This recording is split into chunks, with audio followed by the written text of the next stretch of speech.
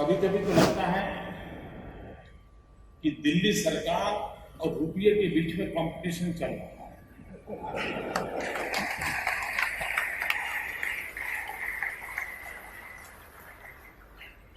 किसकी आबरू तेजी से गिरती चली जा रही है, कौन आगे जाएगा, इसकी कंपटीशन। साल 2013 में रुपए की कीमत में ऐतिहासिक गिरावट के बाद नरेंद्र मोदी ने एक सभा में ये बात कही थी।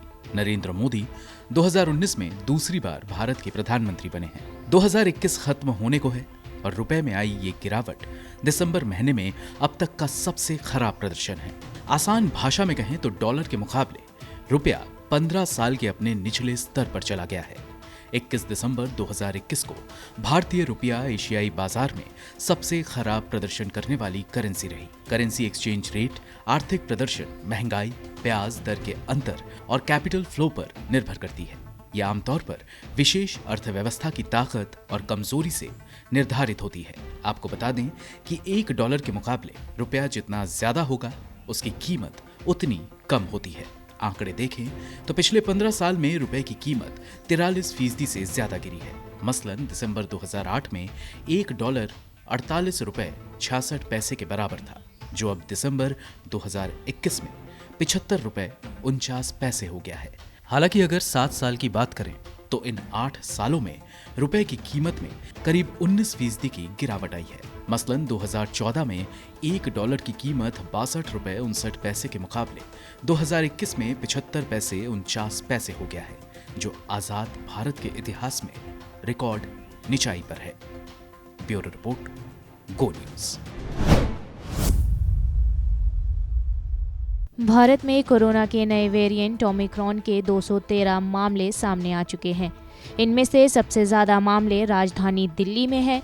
यहाँ 57 ओमिक्रॉन संक्रमित पाए जाने के बाद दिल्ली सरकार ने सभी क्रिसमस और नए साल से जुड़े जश्न पर रोक लगा दी है। अब तक 17 मरीज संक्रमण से ठीक हो चुके हैं, जिन्हें अस्पताल से डिस्चार्ज किया जा चुका है। महाराष्ट्र सबसे ज्यादा ओमिक्रॉन संक्रमितों वाला दूसरा राज्य बन गया है। स्वास्थ्य मंत्रालय के मुताबिक यहाँ ओमिक्रॉन के 54 केस हैं, जबकि नेशनल इंस्टीट्यूट ऑफ वायरोलॉजी का कहना है कि मंगलवार को 11 नए संक्रमित पाए जाने के बाद कुल मरीजों की संख्या 65 हो गई है। आंध्र प्रदेश में भी ओमिक्रॉन का दूसरा मामला सामने आया। ओडिशा के सीएम नवीन पटनायक ने लोगों को ओमिक्रॉन के चलते सावधानी बरतने को कहा है। हरियाणा के स्वास्थ्य मंत्री अनिल विज का कहना है कि राज्य में अब तक ओमिक्रॉन की पुष्टि नहीं हुई है। इस दौरान यूपी में चुनावी रैलियां जारी हैं। वहीं सपा प्रमुख अखिलेश यादव की पत्नी डिंपल यादव ने अपने कोरोना संक्रमित होने की जानकारी दी है। डिंपल के अलावा उनकी बेटी की भी कोविड रिपोर्ट पॉजिटिव आई है। भारत में ओमिक्रॉन के बढ़ते मामलों के मद्देनजर थाईलैंड ने भारतीय यात्रियों के लिए प्रवेश नियमों में बदलाव किए हैं। हालांकि फुकेट के लिए एंट्री नियम वही रहेंगे। ओमिक्रॉन के कारण संक्रमण की नई लहर से बचने के लिए इजराइल कोविड टीके के दूसरे बूस्टर डोज पर चर्चा कर रहा है। जानकारी के मुताबिक देश के 60 साल से ज्यादा उम्र के लोगों जिनकी रोग प्रतिरोधक क्षमता कमजोर है, इन्हें चौथा टीका लगाया जाएगा। दिल्ली ILBS के निदेशक डॉक्टर AK सरीन ने कहा कि फ्रंटलाइन वर्कर्स और स्वास्थ्य कर्मचारियों को बूस्टर डोज लगाया जाना चाहिए। हालांकि भारत के नीति आयोग के सदस्य डॉक्टर VK पॉल ने स्वास्थ्य मंत्री मनसुख मंडाविया के हवाले से कहा कि केंद्रीय मंत्री ने संसद में कहा है कि बूस्टर डोज की जरूरत, इसे देने का समय और इसकी प्रकृति से जुड़े सभी फैसले वैज्ञानिक निर्णयों और विचार पर लिए जाएंगे। सरफरोशी मोमिन, गो न्यूज। भारतीय हॉकी टीम ने पाकिस्तान को एशियन चैंपियंस ट्रॉफी में 4-3 से हराकर ब्रोंज मेडल जीता। सेमीफाइनल में जापान से हार गई थी भारतीय टीम।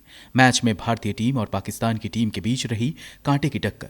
आखिरी क्वार्टर में भारतीय टीम ने 2 गोल कर अपने पक्ष में किया match.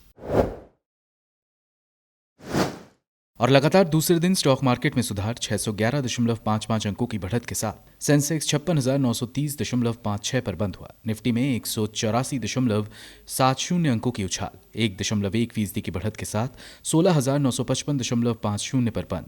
Auto, metal, realty stock, banking share में रही बढ़त।